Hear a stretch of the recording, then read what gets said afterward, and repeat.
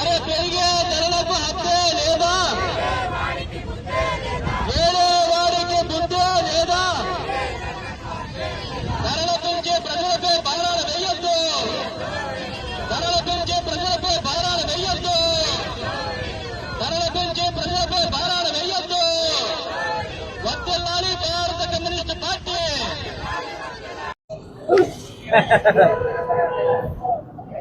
మంచి సరిగా ఉంది. నువ్వుంటే ఇంకా ఆలే ఎక్కడ కనబడతారు.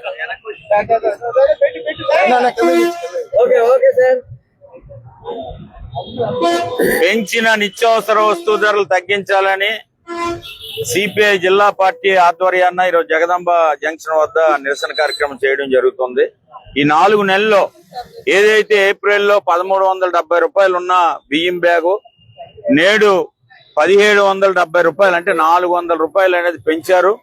కేజీ మీద 16 రూపాయల పైచిలుక ఈరోజు బియ్యం అనేది పెరిగాయి. అలాగే పంచదార ఏదైతే ఉందో 45 రూపాయలు ఉన్న పంచదార నేడు 65 రూపాయల నుంచి 70 రూపాయల దాకా కూడా పంచదార అమ్ముతున్నారు. ఉల్లిపాయలు రైతు బజార్లో 52 రూపాయలు అనేది అమ్ముతున్నారు. పైన అయితే 60 రూపాయల దాకా కూడా ఉల్లిపాయలు అనేది కొనాలి. ఆయిల్ ప్యాకెట్ 165 రూపాయలు ఉండేది 185 రూపాయల దాకా ఉన్నాయి. అన్ని నిత్యావసర వస్తువులు కూడా, అంటే సామాన్యులు వాడుతున్న, ప్రజలు వాడుతున్న నిత్యావసర వస్తువుల మీద ఇంత పెద్ద ఎత్తున ఈరోజు ఈ భారాలు వేయడం అనేది అటున్న కేంద్ర ప్రభుత్వం గానీ ఇక్కడ ఉన్న రాష్ట్రంలో కూటమి ప్రభుత్వం, 2 ప్రభుత్వాలకి ఇది సరైన విధానం కాదనేది సిపిఐగా కూడా దీన్ని ఖండిస్తున్నాం. మరి ఈ దేశానికి రైతే రాజు, ఈ దేశానికి రైతు వెన్నుముక్క అని చెప్పి రైతులు పండించే పంటకి నేటి వరకు కూడా గిట్టుబాటు ధర అనేది ఇవ్వట్లే. రైతులకు ఇవ్వకుండా దళారుల్ని ఈరోజు కేంద్ర రాష్ట్ర ప్రభుత్వాలు వాళ్ళకి సపోర్ట్ చేస్తూ వాళ్ళు ఏ పందాలో ముందుకు పోతుండ్రో అదే పద్ధతిలో ఈరోజు కేంద్రంలో బీజేపీ ప్రభుత్వం, రాష్ట్రంలో కూటమి ప్రభుత్వం ముందుకు పోతున్నాయి.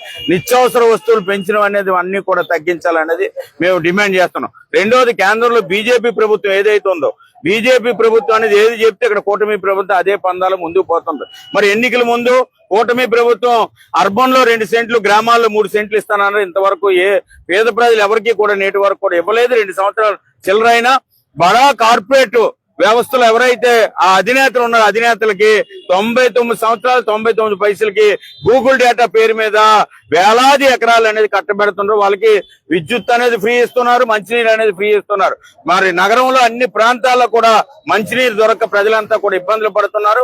ఒక పక్క నిత్యావసర వస్తువుల ధరలు పెంచి ప్రజలపై ఇంత పెద్ద ఎత్తున భారాలు వేయడం అనేది సిపిఐగా దీన్ని తీవ్రంగా వ్యతిరేకిస్తున్నాం.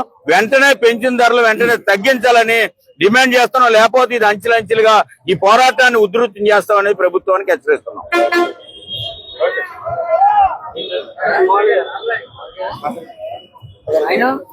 సరే, ఒక్క నిమిషం.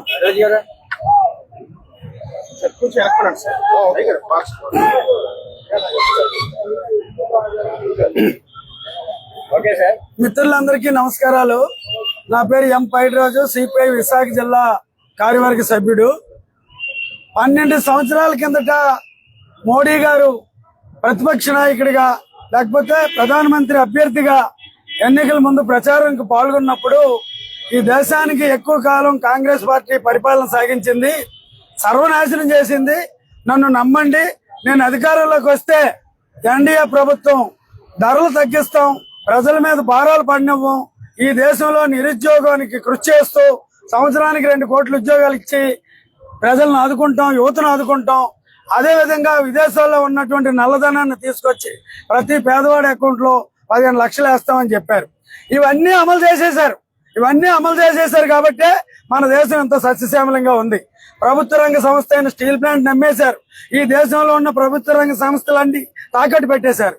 అందుకనే ఇప్పుడు సామాన్య ప్రజలు నిత్యావసర వస్తువుల ధరలు మాత్రం ఆకాశాన్ని అంటుతున్నాయి.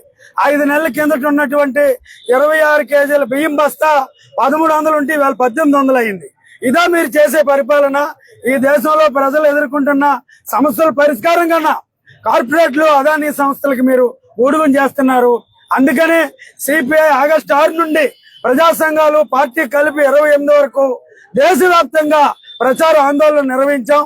పాదయాత్రలు, సభలు, సమావేశాలు జరిపాం. రేపు ఆగస్టు 1వ తారీఖున మోడీ హటావో దేశ్ బచావో, బదలావులు జరూరీ హై. 10 లక్షల మంది సిపిఐ దేశవ్యాప్తంగా కార్యకర్తలు రామలీలా మైదానంలో ర్యాలీ నిర్వహించి ఈ దేశానికి పరిపాలించే హక్కు మోడీ గారికి ఎట్టి పరిస్థితుల్లో లేదు. మార్పు కావాలి. ఈ దేశంలో సామాన్యులు బడుగులు బాగోవాలంటే మార్పు రావాలనే నినాదంతో చేస్తున్నాం. తక్షణమే పెంచిన ఈ నిత్యావసర వస్తువుల ధరలన్నీ తగ్గించాలని విశాఖపట్నం నుండి సిపిఐగా మేము డిమాండ్ చేస్తున్నాం.